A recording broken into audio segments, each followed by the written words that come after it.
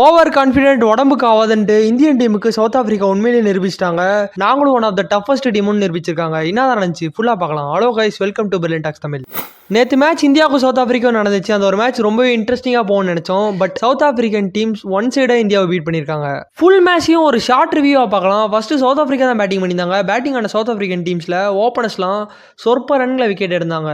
Middle வந்த David மில்லரோட ஒரு அதிரடியான ஆட்டத்தில் அந்த டீம் ஒரு 187 ரன்ஸ் கொண்டு போயிருந்தாங்க. இந்தியன் டீமோட ஸ்பின்னர்ஸ் ரொம்பவே ஸ்ட்ராங்காக இருக்காங்கன்னு நினச்சா அந்த ஒரு ஸ்பின்னர்ஸ் அசால்ட்டாக சவுத் ஆப்பிரிக்கா ஆடிந்தாங்க. உண்மையிலே இந்த ஒரு போட்டி ஒரு ஒன் சைடடாக தான் போச்சு. அடுத்து இந்தியன் டீம் பேட்டிங் பண்ணியிருந்தாங்க. இந்தியன் டீமோட பேட்ஸ்மேன்ஸ் யாருமே பெருசாகவே ரன் அடிக்கல. வெறும் டூபே தான் கொஞ்சம் ரன்ஸ் அடிச்சிருந்தாரு. டோட்டலாக இந்தியன் டீம் 111 ரன்ஸ் மட்டுமே அடிச்சிருந்தாங்க. இந்த ஒரு ரன்ல ரொம்பவே அபாரமான ஒரு தோல்வின்னு சொல்லுவேன். சூப்பர் 8ல முதல் போட்டியே இப்படி இருக்கு இந்தியன் டீமுக்கு. வருகிற போட்டி எல்லாத்துலேயுமே ஜெயிச்சாகணும். அப்பனா செமிஃபைனல்ன்ற கனவு நம்ம இந்தியன் டீமுக்கு நிலைச்சு நிற்கும். உங்களோட கருத்து என்னது? அடுத்த வரக்கூடிய மேட்ச்ல இந்தியா ஜெயிக்குமா தோக்குமா? கமெண்ட் பாக்ஸ்ல பண்ணுங்க.